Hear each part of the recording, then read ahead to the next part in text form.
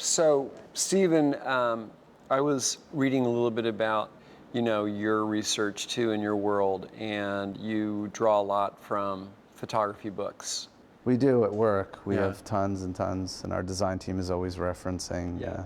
We did our collection a couple seasons ago was based on this book, Yosemite in the 60s, and it was these great Oh, pictures, yeah. Tell me about that book. it was just really, I think it was these guys that were like climbers. They like I imagine they went to Berkeley and they would like, climb on the weekends, and they would wear like white turtlenecks under blazers. And so we built the collection around this. Really, the book was sort of the initial theme, and then when we started thinking about the women's collection, it was more kind of like, okay, what would the girlfriend of this guy be like, You think as your relationship with photography has, understanding that detail has really kind of influenced the way you feel as a designer? Yeah, I think it does. And part of me is always just sort of like, you want to get in there and just sort of like, can I just borrow the camera for a minute? I just want to take, but I kind of let that go a long time ago. So you don't like do your own lookbooks? No, but I would like to do that. But I feel like I would need a good assistant because it's just been so long since I'm around. If I can get like 20% off on a couple of shirts, I'm in. Deal. This is something very current, your photographs for Rolling Stone of Daft Punk. So this is a pretty big feeling photograph. You wanna tell us a little bit about the making of that? They ended up being like really cool guys. I was thinking ahead of time that they wouldn't be as involved and interactive as they were. And once we got there, the only funny thing is that they told me like when they went outside that their helmets are basically like easy bake ovens. And if the sun hits it, it's only a matter of time before their head turns into little raisins.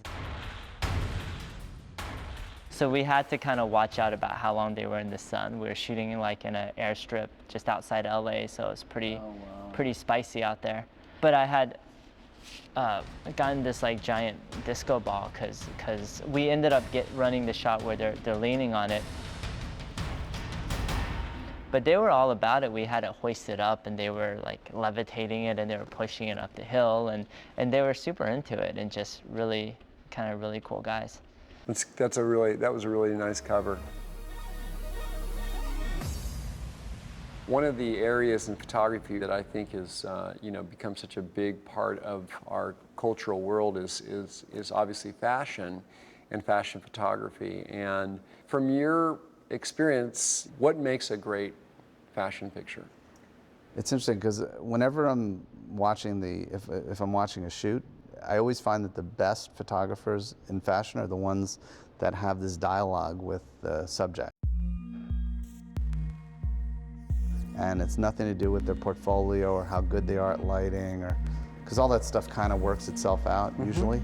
But I find that Direction, you mean? Just giving? Yeah, just where the model feels. Because for me, when we capture that for our brand, it just seems so relevant, because it's not the type of brand. I think some brands are more like, like the model is just sort of like doing these things, but there's a certain realism, in the photographs that I always want to try to capture.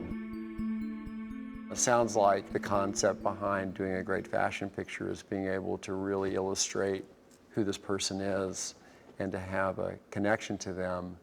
And so you connect to not only to them, but to the clothing and to the lifestyle and to the whole idea.